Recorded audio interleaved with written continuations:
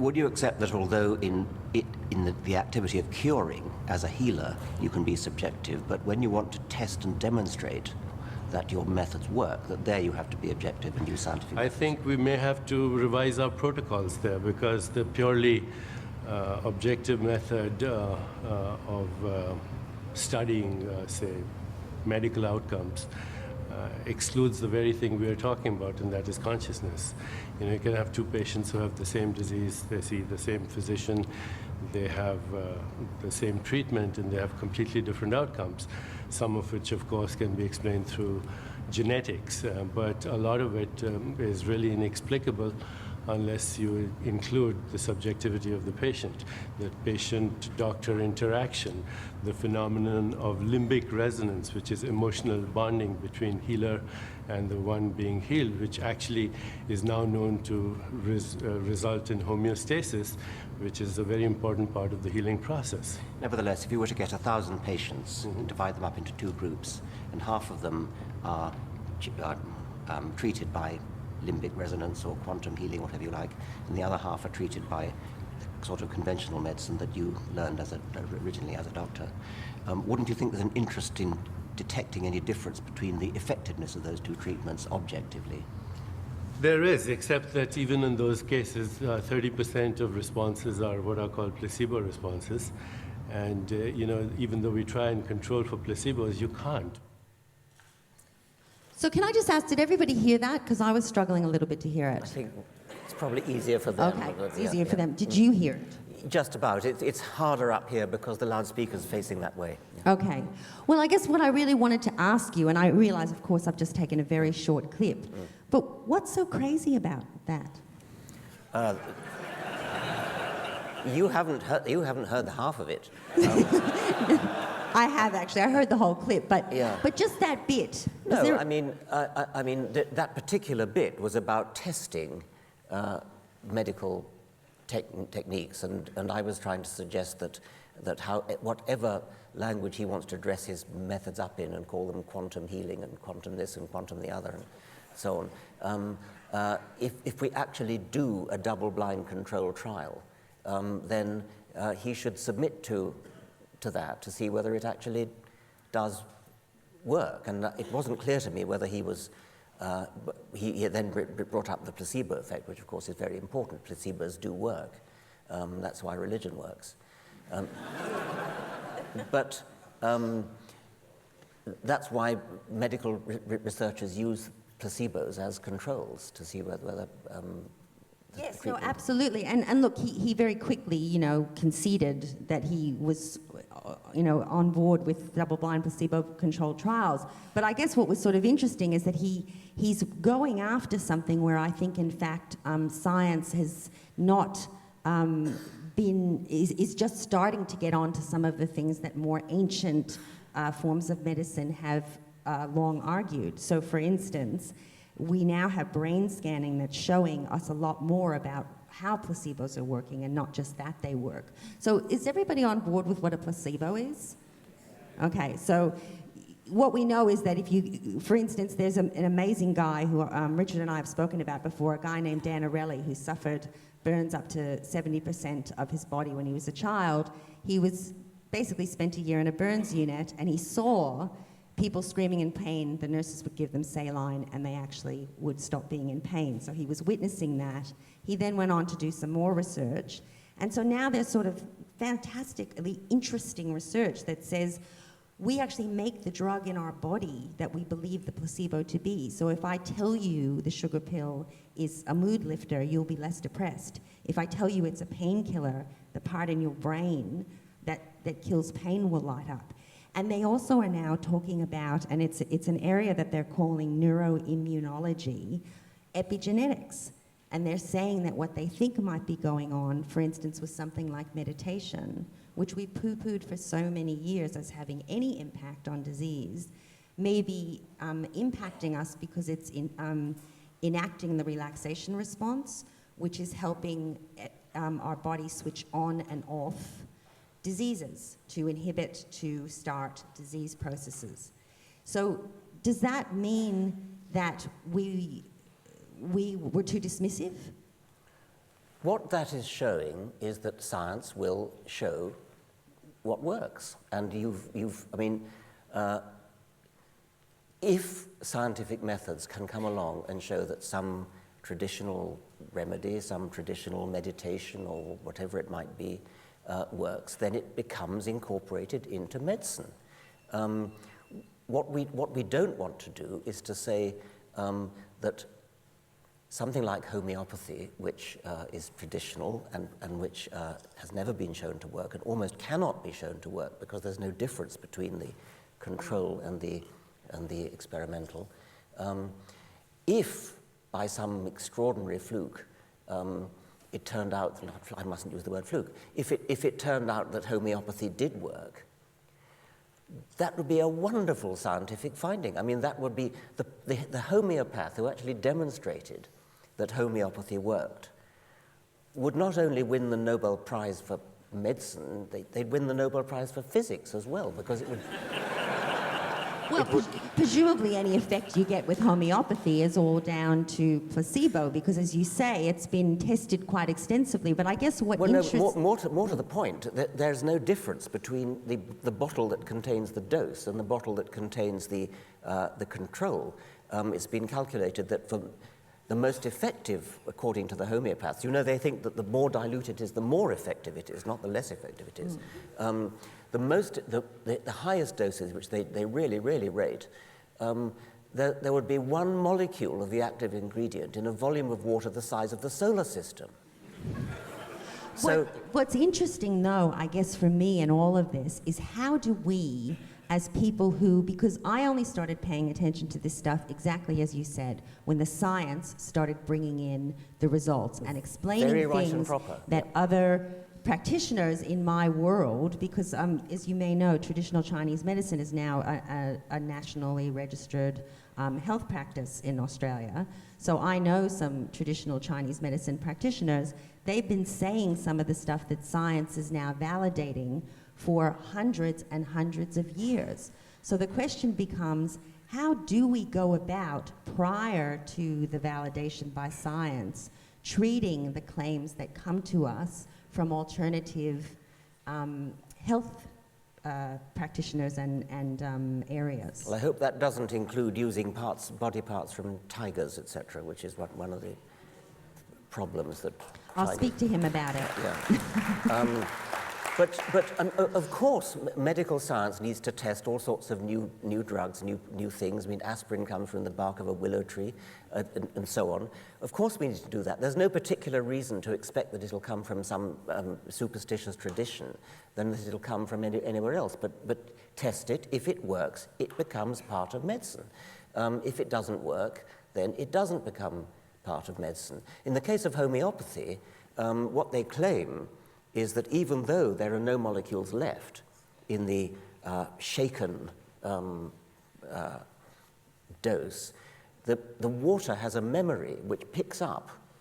Well, I mean, you can laugh, but it could be true. You could demonstrate it to be true. As I said, if a homeopath could demonstrate it to be true, they would win the Nobel Prize for physics and for medicine. But are they beavering away trying to prove it true? No, they're not. They're beavering away making money out of gullible idiots.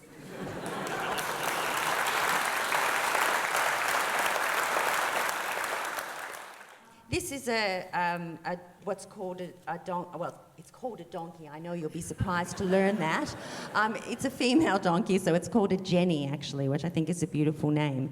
And the reason I've brought it up is because in the last few days, a scientist has contacted me because she's been very concerned about this process of making animals Judas animals. And the process is basically where they take animals that are feral animals, so there might be goats, there might be donkeys, there might be wolves, depending on where you are. They put a collar around them, a radio collar, and then because the animals are naturally sociable, they send them out to find their fellows. And when they find their fellows, the human beings come along in planes and they shoot the whole pack of them, and then they leave the other animal, the Judas animal, to find more of its fellows, so that they're basically using the animal as a tracker. And I just wondered, so that's been happening since 1994 in Northern Australia. It's happening with feral goats in New South Wales and Queensland, and it's happening with wolves in Canada because they're trying to preserve caribou. So the reasons that it's being done, of course, are for environmental preservation or fauna preservation reasons. They're trying to preserve things. But I just wonder what you think of the ethics of it. Okay, I mean, I haven't thought about that at all.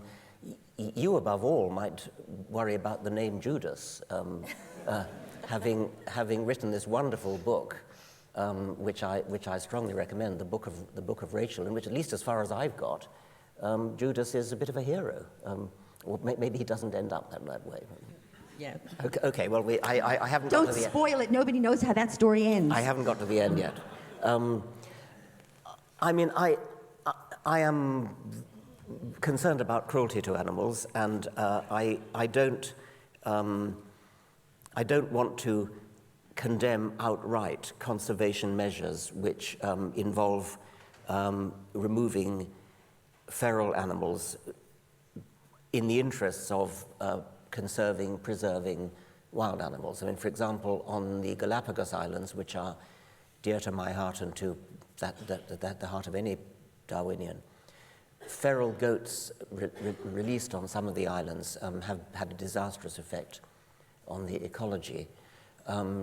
So given that you are going to cull, say, feral goats, it's not obvious to me that releasing Judas goats is not a good way to do it. I mean, I wouldn't moralize about that. If I was going to moralize, it would be about killing them at all, I think. Well, go ahead, moralize about that. Well, I think that you can moralize about animal suffering, and I would be happy to do that. But conserving rare species which have lived there for many generations against the not depredations but competition from things like goats or rats, it can have a disastrous effect on the ecology of a country when a foreign animal is introduced, like rabbits to Australia, like Australian possums to New Zealand. But what does it justify us doing? That's what the interesting question is. So we have myxomatosis here we were using as a way of killing rabbits, for instance, and then it was deemed that there was just too much suffering in terms of how it was done.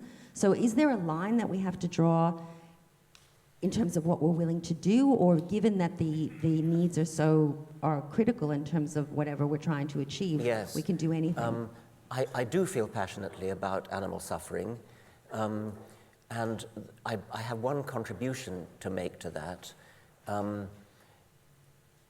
Jeremy Bentham said the question is not can they think, can they reason, but can they suffer?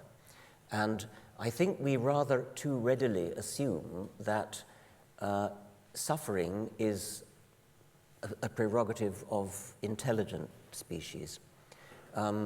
It's certainly true that humans are the only species that can do many different kinds of reasoning, kinds of intelligence. We're the only one that has language and so on.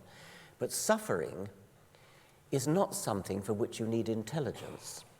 There's no reason to suppose that a goat or a donkey is less capable of feeling pain than a human. And the extra contribution that I would make is there might even be a reason for them to be more capable of feeling pain, for the following reason. What is pain for? In a Darwinian sense, what pain is a warning to the animal, don't do that again. If an animal does something which leads to it feeling pain, that's telling the animal, next time you do that, it might kill you. Well, if pain is a warning to not repeat what you've done, isn't it possible that a more intelligent species actually needs less pain in order to teach it the lesson of not to repeat that unwise action? So although I'm not actually advocating the idea that less intelligent species feel more pain, I think I am advocating the idea that there's no reason to suppose that more intelligent species feel more pain. What's interesting about the Jennies is that they eventually do learn that they are actually the source of all the murders, and so they eventually banish themselves to their own sort of well, space. okay, So well, they do eventually learn. I'm quite surprised at that. I wondered if you had any advice for people about Twitter, because I tweet. I'm assuming some people out there tweet. And I think we're still in the stage of developing etiquette, or whatever we want to call it, around how we manage these social media, especially immediate ones like Twitter. Yes. I think one of the mistakes that I make, and probably a lot of people make, is to get into an exchange on Twitter where there's a whole series of tweets which make sense if you've been following all of them, but forgetting that many of your readers haven't been following all of them, and therefore tweet number 8, which makes sense to anybody who's been following numbers 1 to 7, standing out on its own, number 8 is vulnerable to misunderstanding, and that's pretty much inherent in the 140 character limit. One of the things I've learned to do is to chain them together by replying to myself and then deleting my name. So if you do that, if you find the earlier one of the series that you've been doing, reply to yourself, delete your own name, and then they come out linked with a line. Is someone taking notes? That's really clever, because I agree with you that the decontextualized nature of it. Yes. One of the things I think is interesting too is, though, when email first came out, and I know some people are too young here to really kind of remember that, but when we were getting used to email, you had to develop that rule after you'd made your first mistake of, if you were feeling a bit hot-headed about something, that you wouldn't press that send button. Sleep on it. You'd sleep on it, that's Yeah. right. And of course, 99 times out of 100, you'd never end up sending it. Yeah. But Twitter's such an immediate medium. Would that ever work with tweets? Well, I think you've got to be very, very careful. And I mean, various people have suggested to me, try not to respond to individuals who are... I mean, it's a little bit like when you're walking down the street and somebody yells some obscenity at you, you just walk on by. But Twitter enables that obscenity to be sort of thrust into your face. Amplified, Yes. and also amplified Yeah. to other people. Well, fortunately, not all that many other people, because mostly the people who do that don't have very many followers. But you have to remind yourself of that, and you have to remind yourself, look, don't worry, this is just the random drunken yob who's yelling obscenities in the street. If you bother to look how many followers he's got, you see the troll numbers, Yeah. don't you? Yeah. Okay, okay. So we're going to go to questions from the audience. So maybe if we could get the house lights up, and put your hands up. Don't hesitate. Yep. Okay, there's some microphone fairies around.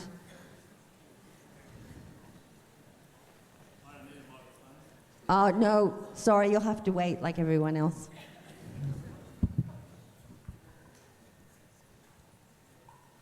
Go ahead.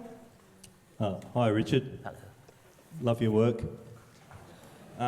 You've been taken to task by various so-called religious intellectuals and accused of being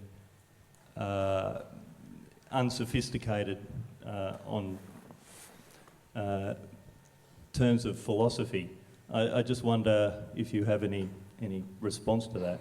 I'm thinking in particular of folks like David Bentley Hart, who've hit you up on the argument about God from infinite regress, and suggested that's a category error.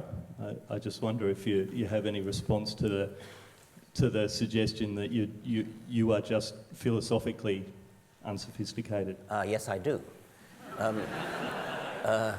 What we're talking about here is the argument from the improbability of complexity. As a Darwinian biologist, I'm in the business of explaining the stupefyingly prodigious complexity and elegance and illusion of design of living things. This is presumably why it took so long for a Darwin to come on the scene, because the illusion of design in living creatures is so powerful. It really looks as though they've been designed. Living bodies are so incredibly complicated, statistically improbable. They couldn't possibly have come about by chance. Absolutely not. So Darwin solved that problem.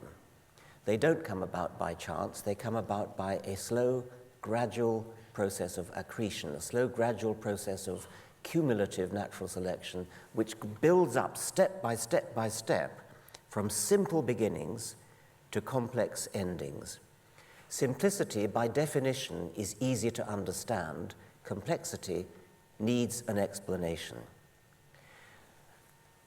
God, if he is to do what is required of him in creating the universe, in devising the laws of physics, in setting the physical constants, in starting evolution going, in keeping evolution going, in forgiving our sins, in listening to our prayers, in deciding which cancer patients to cure and which to let die, a God would have to be a supremely complicated, elegant, improbable thing of exactly the kind of thing which we are in the business of explaining.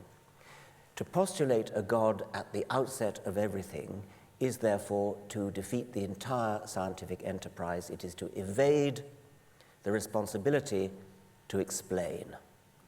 Explaining things, explaining complex things, is the great triumph of science, especially Darwinian science, but all of science. I and many others have pointed out that the explanation God did it is no kind of explanation at all. It's a complete cop-out. It's an explanation that shoots itself in the foot because it begins by assuming that which it's trying to explain. Now, so-called sophisticated theologians object to this by saying, oh, but we theologians have always said that God is outside time and outside space and therefore is not subject to those strictures.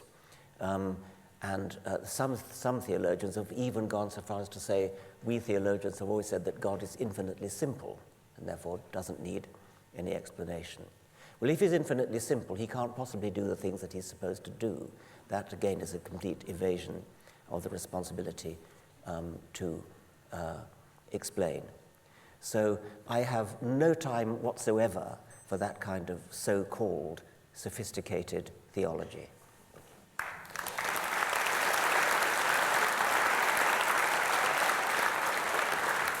So is my next person up there? Hello?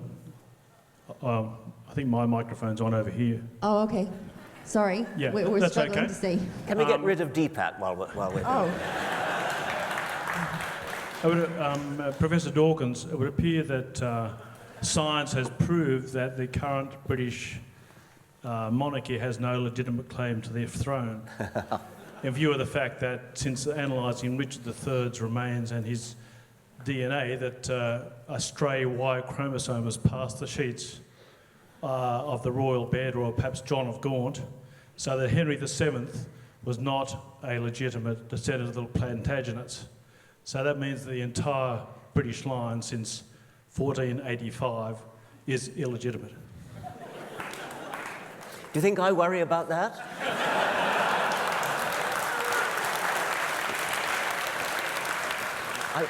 Actually, we were just reading that in the paper in the green room before we came on, and I was curious to know, I understand they got the DNA from Richard III because his corpse has been found in a car park in Leicester.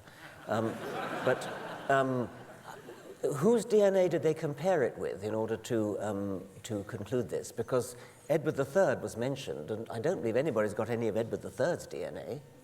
So I'm a little bit... Sorry? There's some faulty logic there. Okay, some of the current aristocracy, presumably not including the current royal family. No, I mean, I'm interested in this kind of thing. It's fascinating. It wouldn't, since I'm not a great monarchist anyway, it's not a thing that's going to disturb me one way or the other, and I'm all for further scientific research on the subject. It certainly validates the Jewish view that you ought to be through the mother, yes. heredity through the mother. That's correct, yes. That's right. I mean, because, for the obvious reason that you can be more sure of your mother. You always know who the than mother your is. Although, even that, in the case of royal babies, was not entirely the case. Sometimes, weren't they smuggled in warming pans and things? No, I thought they were. But it's true that we now know roughly what percentage of individuals are actually the children of the father that they think they're of. And so if you multiply the probability over every generation, the chance that any of us is descended from our surname ancestor is rather low. That's not right. Go ahead. Hi, Richard. I was just wondering, you do a number of talks around the world. Are there any times that you, being an atheist and an outspoken atheist, or agnostic, agnostic, I was just wondering, are there any times that you kind of have a bit of fear that you're not safe, that you kind of risk some idiot somewhere doing something? No. Next question. Have you got a microphone? Good. I just got a question. I just want to know if picking on a vulnerable minority like Australian people who identify as Islamic, does that lead them away from their religion, or does that draw them back? Identifies what? Australian women and children who identify as Islamic, when we pick on them, does that lead them away from their religion, or does that drive them back into it? I'm not a psychologist enough to know the answer. I doubt if you could generalize. It's probably true of some and not of others. So I don't think I'm really qualified to answer that. The point has been put to me that attacking somebody's beliefs in general is likely to drive them further into it. And that may be true of some people, but not others. And this is actually a dispute among colleagues who are write books and things about atheism. Some of us adopt a so-called seductive approach, and some of us adopt a more in-your-face approach. And I suspect that the two approaches work for different people. We've got another question up there. Hi, Richard. This actually follows on a little bit from that, because we are in the middle of the information revolution. We've had the internet for about 30 years now. We've got more people having more access to more information than humanity's ever known at any point in history. And yet it seems like we are still facing the same arguments. People are getting more and more entrenched. What I'm trying to say is it doesn't seem like we're making any headway in fighting against the false beliefs that are out there.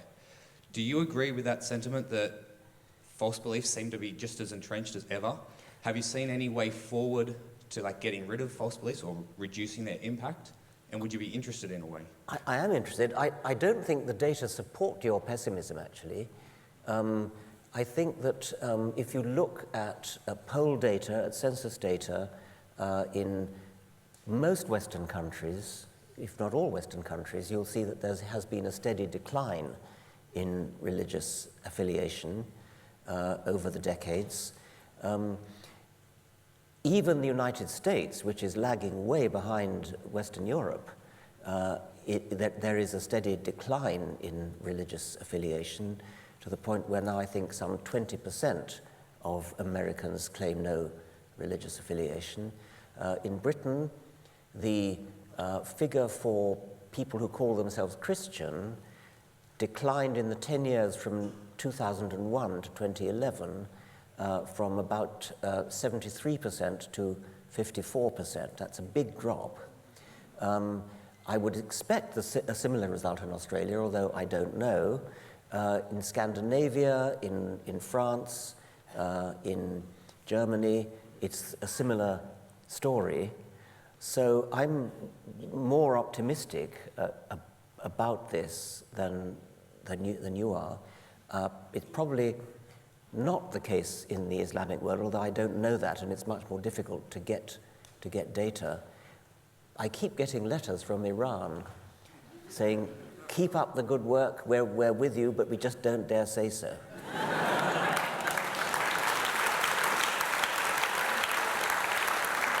And Turkey. Look, I'm going to call. Oh, sorry, I didn't mean to interrupt you. Fine. Are you done? That's fine. Yeah. Are there any women in this audience? Do any of them want to ask any questions? Because it would be good if the mic fairies could deliver a microphone to a woman. Okay, so we're going to do. One there. Okay, so there is one. I don't know how to connect. All right. Here.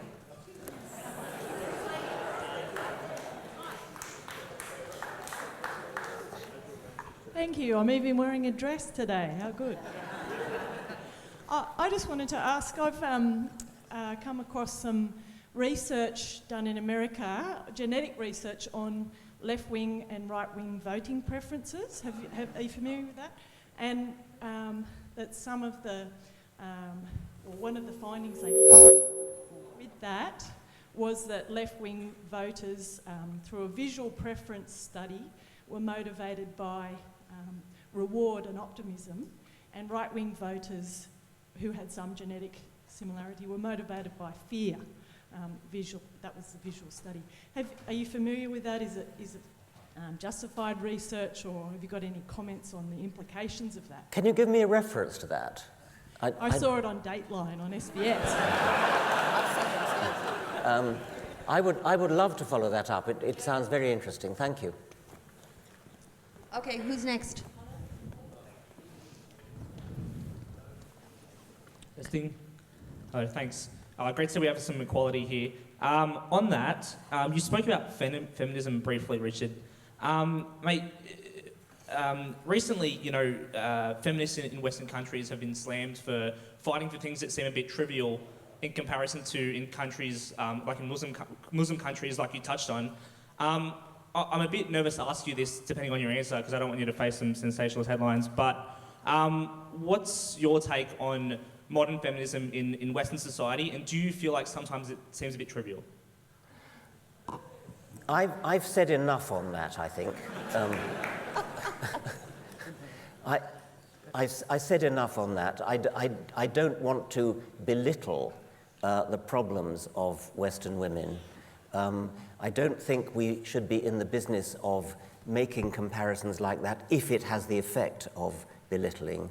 But I do think we need to turn our attention to the plight of women in Islamic countries, and in particular, I want to get away from a tendency among Western liberals of both sexes to give a free pass to misogyny in Islamic countries because they're terrified of being called Islamophobic or racist. It's as though we nice, decent Western liberals are torn between our fear of being thought racist or Islamophobic and our dislike of misogyny, to the extent that we bend over backwards in a rather patronizing and condescending way to excuse misogyny in Islamic countries, as though we're somehow saying, oh, well, you people over there, we can't expect you to abide by our high standards, and that is patronizing and condescending and contemptible.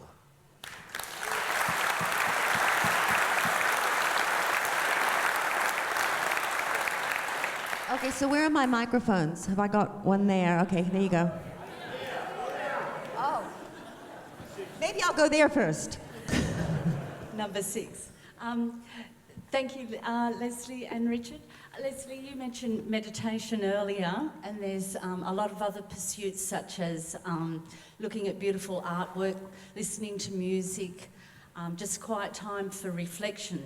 These sorts of things are quite often referred to as food for the soul or spiritual pursuits. As a skeptic and a non-believer of consciousness continuing after death, and also as a Tai Chi practitioner, which I really love to do, I would love to hear of some other terminology that we can use for these sorts of things. What do you suggest, Richard? Well, I love poetry, I love music. I've got a bit of a blind spot about visual art. I've written a book about the relationship between the sciences and the arts called Unweaving the Rainbow. the burden of the book really is to say that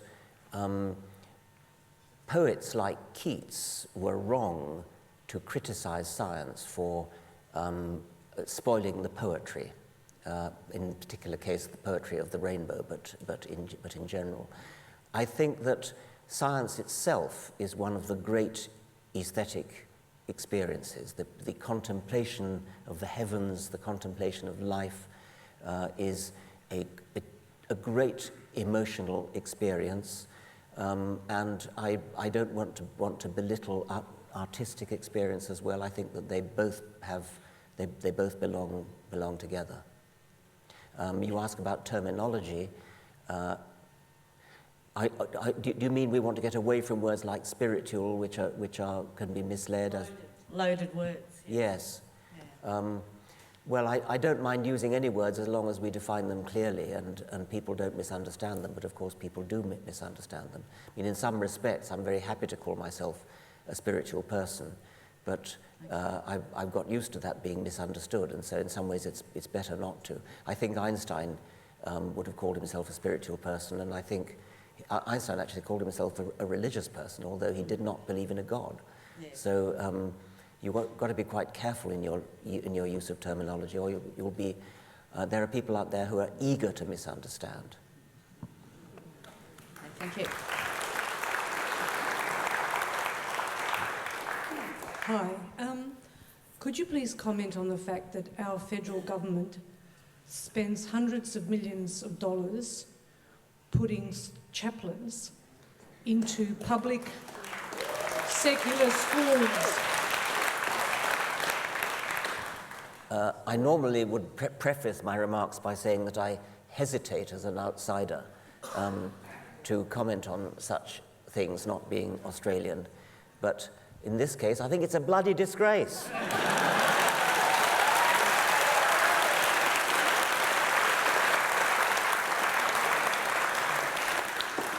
Okay, we've got time for one more. Who's got the mic?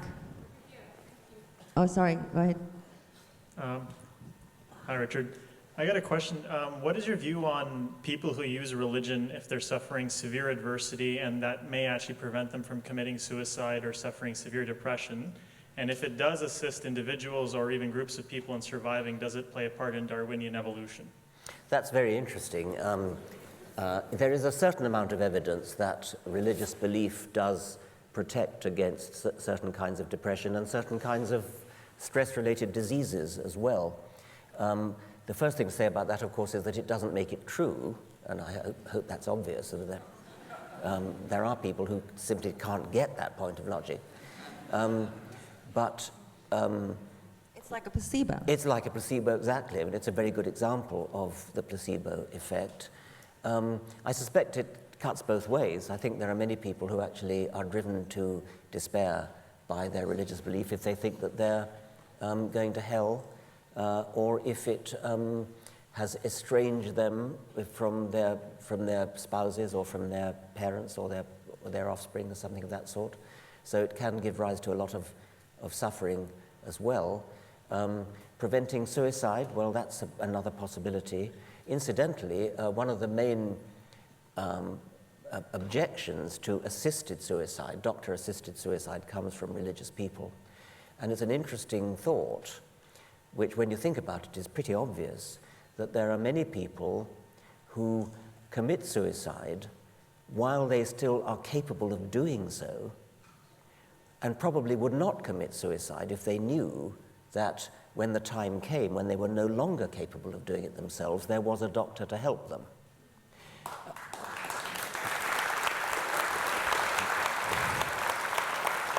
Very true. So I want to close with this quote. If you want to build a ship, don't drum up people together to collect wood, and don't assign them tasks and work, but rather teach them to long for the endless immensity of the sea. It's a quote about inspiration, and Richard, you are a huge inspiration. So thank you very much for taking an appetite for wonder.